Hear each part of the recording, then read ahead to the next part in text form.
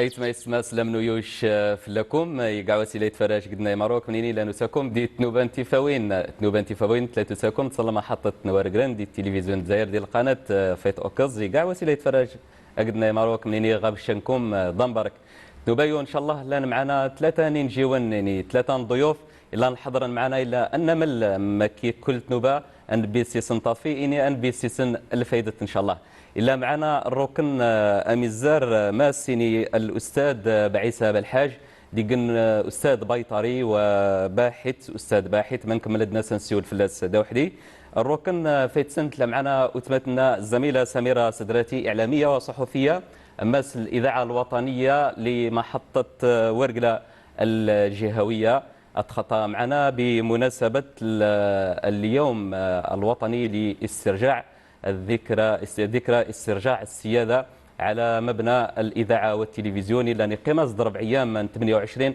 أكتوبر كل سكاس إلا يتوقع إن شاء الله إلا معنا الركن في ثلاثة مطنا إسحاق بزين ديقن رئيس تربعة الازدهار للترقية الاجتماعية بوعامر أما سنور من ورقرن قيمت معنا إلا ننبي تطفي مع إنيجي ونا إن شاء الله. أنا بدأ مع الأستاذ بعيسى بالحاج أكليني باب الحاج أستاذ بعيسى باب الحاج أكليني غابشك ضمبارك مرحبا سقدك معنا ماس من طلعت تيفاوين. بارك الله فيكم. بسم الله الرحمن الرحيم. نشكر الإذاعة نورقرن استضافة التلفزيون استضافتي ان شاء الله نكون ان شاء الله لقاء ان شاء الله شيق ان شاء الله ويكون تعم الفائده ان شاء الله الناس كاع وسيله ان شاء الله تمرت نتزارين صغار تمرت نتزارين ان شاء الله ربك يحفظ استاذ. قبل ما نبدا حوارنا ان شاء الله انه شي قلنا تعريف مختصر الاستاذ استاذ بعيسى باب الحاج بيطري استاذ باحث رئيس قسم العلوم الطبيعيه في المدرسه العليا للاساتذه أنباس نوارقرن عضو في المخبر حماية الأنظمة الأيكولوجية في المناطق الجافة وشبه الجافة جامعة قصدي مرباح كيف عضو في فوج عمل عرفان عند اعتلال الدماغ الإسفنجي المعدي عرفان ديك الشبكة ثمن شبكة ويسين فوج عمل عرفان هي شبكة تحسين البحث لإفريقيا تشرف عليها المنظمة العالمية للصحة الحيوانية أم أحمد لك كمل عند الموضوع خدنا سنسيول أسو شكينت لي مكتشف مرض جنون الإبل في الجمل العربي مسنوغ من ورقرن يعني وبراءة اكتشاف ما كل يغلب المرض جنون البقر إفلونزا الطيور إفلونزا الخنازير وبالتالي شكينت لي ما شاء الله مكتشف جنون الإبل مدناس إن شاء الله نتطرق المحور أما سنو قبل أمو أستاذ باب الحاج بعيسى نشنين لنسن ننزوا تليد مختص في طبيب مكان قار في الحيوانات في عالم الحيوانات لنسن باللي يغلب الحيوانات نغرسن امراض نزوا ديريكت التخصص الابل مادام تليد في الابل المان انزوان المان نسيوس الالمان نغرسن يغلب الامراض لنسن شي نورقرن يعني منطقه صحراويه نمتاز باللي يعني تهتم ما يغلب سلمان الحصونات ما كان قار ياسن ماشي يفهم قلنا المان تخشي وين حياته مثلنا مثل منطقة الخليج يعني منطقة حارة تهتم سيد شرايو أكيد مثلا نيلمان نغرسن بعض الأمراض شائعة هذا بينا نستوي لك حصل الأمراض الشائعة لن تصيب إلمان. بارك الله فيك بارك إلمان نسني نغنى ورقن نغنى المشكلة نتاع الأمراض إذا أطن طفيليات داخلية وخارجية. أيوة. والمشكل نتاعنا هنا في ورقلة خاصة في ورقلة أن الجفاف يعني يطول نغرنا يمارو يكت 4 سنين 3 سنين لا شامزار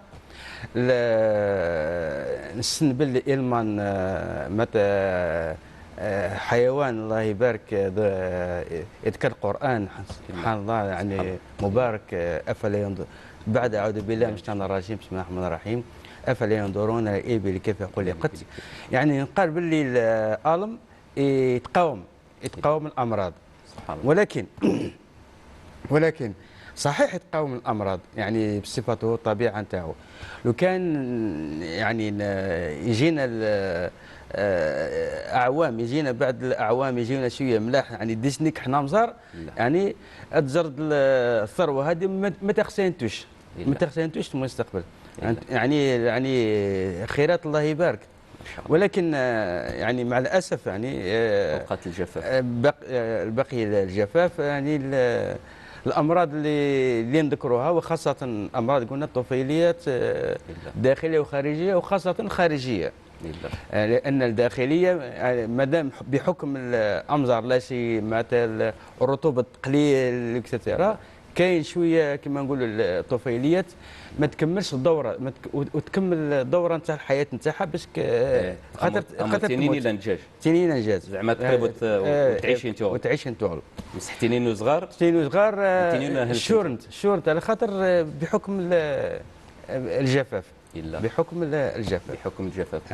روح استاذ يغلب ميدنا نتفرج قلنا لنا ترباني المان خاصة يعني من زوال أن تعمق يغلب في التوارق مثلا دينين يعني تعتمد يغلب سلمان ولا نشين المناطق البدو الراي مدني لان البدو ما صحرت يعني ماذا بينا توشد طريقة الوقاية ما كيدقن باش تحافظن وسط تطفن يعني شكي نذكر ديمارو الجفاف الا نديق العامل سبحان الله طبيعي لا غالب لاش نبات تخصنك وبالتالي هل تلكت الطريقة الا اتفاداني كحل الطفيليات ولا تصابنت المانيني لاش لو كان يعني الالتفاته انا اطلب يعني من الوصايه المعنيه يعني الالتفاته لهذا الحيوان. يعني هو يعني ما يتطلبش يعني ويطلب الوسائل باش تربيد. الكاس صحرت اديش وخلاص. ولكن مع الجفاف والامراض خاصه ما كان الطفيليه الداخليه وخارجيه يعاونوا شويه المربين في محاربه هذه الطفيليات. اما الطفيليات وخاصه خارجيه يعني لو كان كل 6 شهور كل 6 شهور نسني الدواء يعني يتقلل شويه من على الاقل يلقى صحته. ما دام الحيوان مريض ما يعطيكش لا اللحم لا الحليب.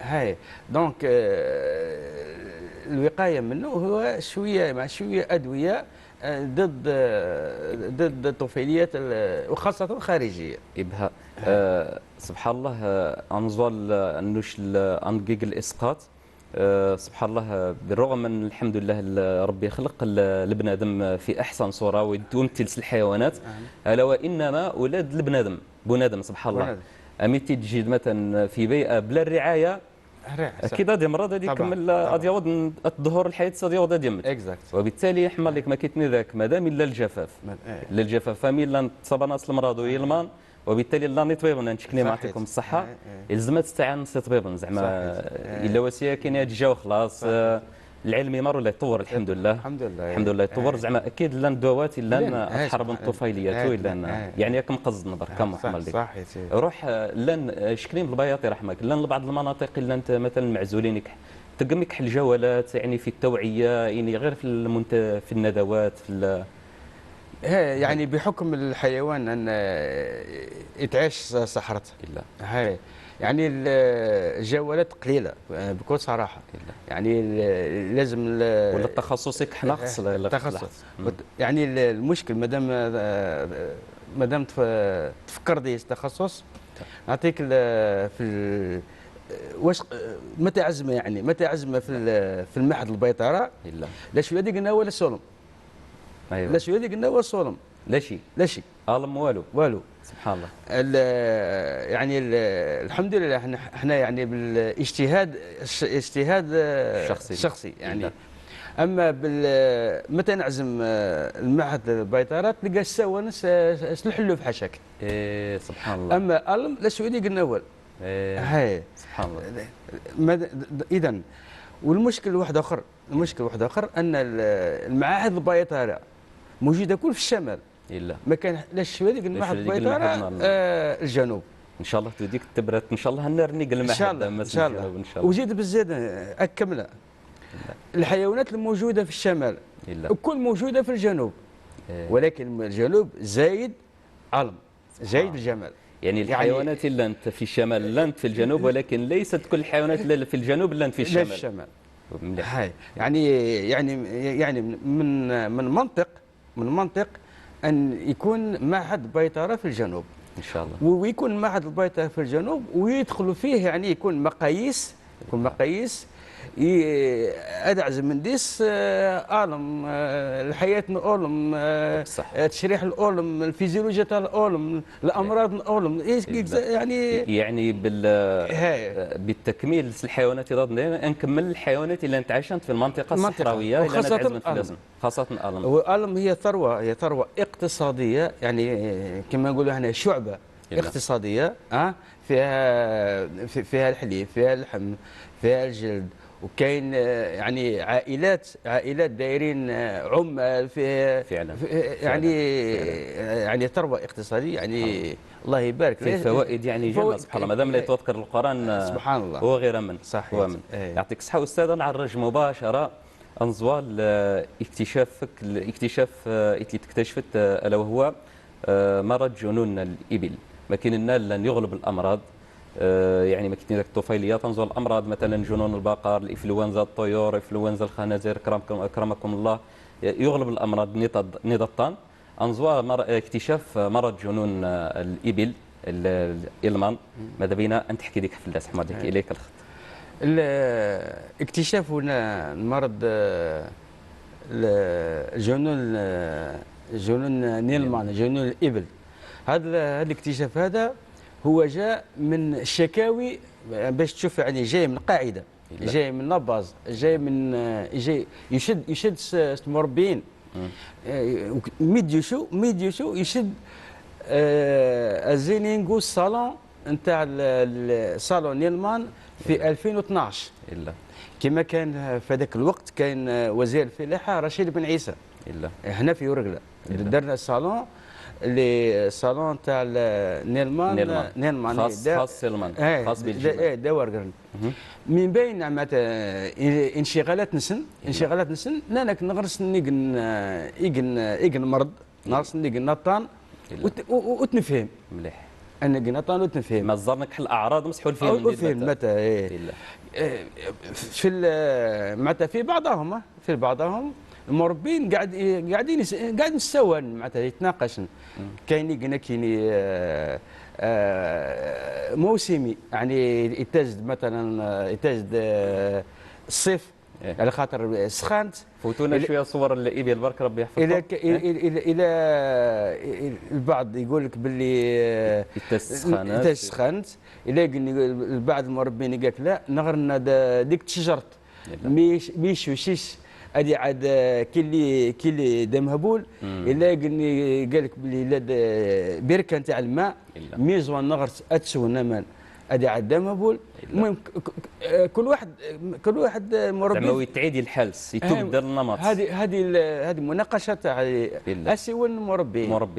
ومن بعد معناتها بعد طلبوا المربين حق من بياطره يعني باش هدف نحل المرض هذا. هم طلبوا منا احنا باش تلقاونا يعني الدواء. هاي ولكن هنا يعني كما كنا عزمه بيطري فورماسيون دو باز يعني فيتيرينير بيطري.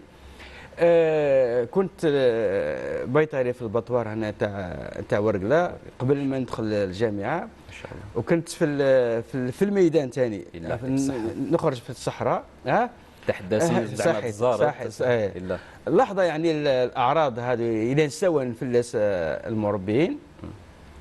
ومن بعد بيرد متى حاله باينه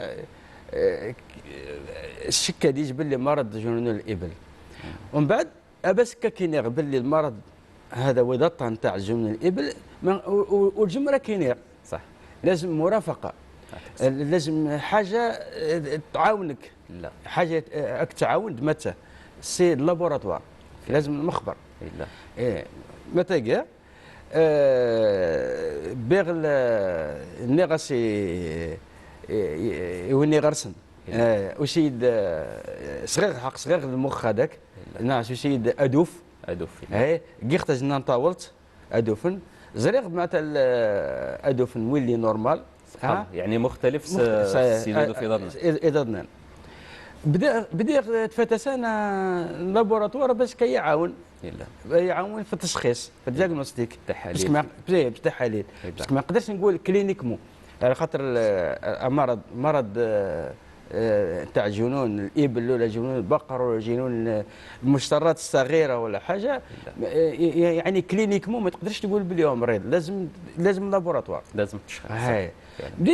بديت تفتش اللابوراتوار هنا في الجزائر ما كانش، بديت في فرنسا ما كانش، يعني ماشي ما كانش في فرنسا، ما يعني اتصلت مع واحد ما عطانيش وكيفاش قد كاين واحد صديق انا ما نعرفوش معناتها الصديق كان معايا في تيغور تيقولوا له فانتازيا خالد. لا فانتازيا خالد هو اللي وجهني لواحد استاذ في تلمسان يقولوا له قوار سمير، هو عنده علاقه مع لابوراتوار، نغرس علاقه مع لابوراتوار تاع الطليان.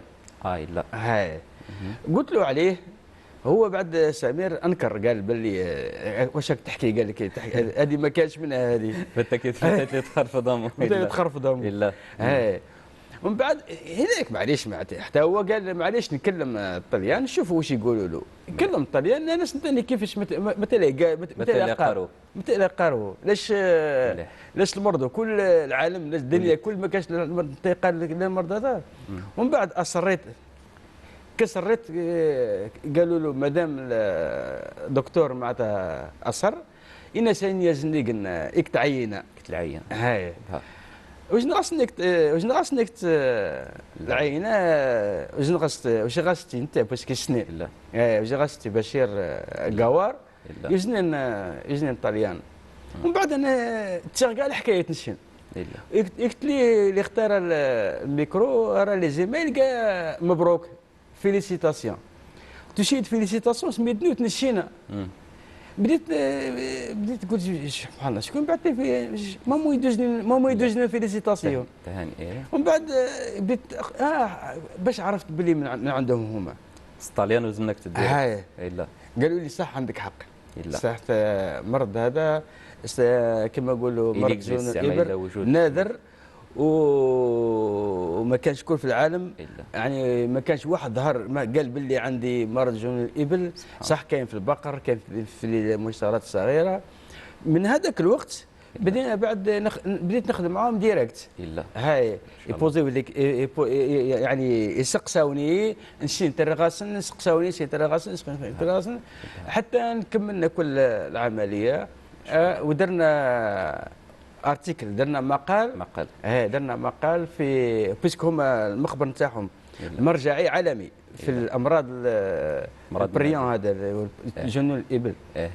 والمقال درناه في مجله امريكيه ما شاء الله. هاي مجله امريكيه. المشاهدين برك باش تسنن انه براءه الاختراع تعاد في الاجهزه وانما براءه الاكتشاف تعود في مقالات في مجلات عالميه عم احمد ما شاء الله. يمروا دقيقه مدوا ما كيتناقم في مجال البحث مازال تلاكت نقطتك فيما يخص البحث نتاعنا حنايا. حنا على بالك لقينا مفاجآت 3 مفاجآت. المفاجأة الأولى حنا على بالنا باللي المرض هذا كان على بالنا باللي يشبه مرض جنون البقر يتشابهات يعني في البحث كان متقارن في البحث. ومن بعد كي تعمقنا في البحث على بالك لو كان جا المرض هذا يشبه جنون البقر كان ميدن كاع لانترزيزين صح باسكو المرض هذاك ينقل للانسان سبحان هذا الله. عاد مدن قاعد قدنا. مدنينا نتشن مدن نتشن كاع لا نترجع قاعد قدنا. هاي سبحان الله. دونك كملنا البحث، تعمقنا في البحث، لقينا ما يشبهش الجنون البقر، لقينا يشبه الجنون المشترات الصغيره. سبحان الله. يعني تخشيوين ديكروان سبحان الله. صح. ومن بعد كي تعملنا كي زدنا هذه مفاجاه ثانيه. إيه؟ المفاجاه الثالثه كي زدنا تعمقنا في البحث لقينا ان البريون يعني باسكو هو المرض الجنون بصفه عامه هو يقولوا له مش ميكروب، مش فيروس، مش بارازيت، يقولوا له بريون. بريون هذا لقيناها عند الجمل، بريون جديد يعني اكتشاف جديد. سبحان الله. افلا ينظرون الابل كيف خلقت. على هذا الاساس ما نعرفوش، مازال ما نعرفوش البريون هذا نتاع الجمل هذا، باسكو بريون جديد ما يشبه لا البقر ولا المشرط الصغيره. هذا نتاع نيلمان، هذا البريون ده جديد. ايوه هاي البريون ده جديد. اذا احنا درك واش نقولوا ما على بالناش، لان التطور المرض نتاع البريون هذا نتاع الجنون تطور بطيء جدا. يمشي بطيء جدا. يعني ما تقولش باللي هو واحد يصاب من 7 ايام ولا شهر ولا لازم سنين باش ادبن الاعراض. فعلا. استاذ اول معك بها زمان هذيك الحلقه انتظار ان شاء الله. ان شاء الله نكمل معك الوقت يقضى. استاذ تصنابرك يعدي ام لا يعدي نزدغ في مرحله البحث؟ نعرف مازال في بحث، مادام بريون جديد، مادام مرض جنون الابل جديد. يعني باش يفهموا المستمعين ان مرض جديد، معناه اكتشاف جديد، يعني ما يشبه لا الجنون البقر ولا الجنون المشترات الصغيره. يعني المرض البريون هذا المسبب اللي يصيب الجمال او الالم جديد، يعني ما يشبهش لهذا. باش نقول لك باللي يعدي ولا ما يعديش، هذا في البحث. ولكن الخطر ما زعما جديد. الخطر ما نقدرش نقول لك ما يعديش. صح يعني ممكن يعدي ممكن لا يعدي. ان شاء الله نشتين ان شاء الله انطلب ربي عاد ان شاء الله هذيك قلنا ان شاء الله ما يعديش. ان شاء الله ما يعديش. يعطيك الصحه. ان شاء الله نتفائل خير ان شاء الله. استاذ باب الحاج بعيسى كنيني بارك الله فيك يتلي تشرف لنا مثلا بلاطو تيفاوين عقب هذيك التوبه ان شاء الله نسيول في عده امراض اللي تصيب يعني الحيوانات. نكمل الموضوع وان شاء الله تعود ميك النتيجه ان شاء الله، حتى براءه الاكتشاف ندوى ان شاء الله تعاد من طرفكم ان شاء الله. ان شاء الله ربك يوفق ان شاء الله في هذا المجال. استاذ ربك يحفظ ان شاء الله. وانك نوبه ضبط ايتما قبل ما نزوال الركن فيتسن نزوال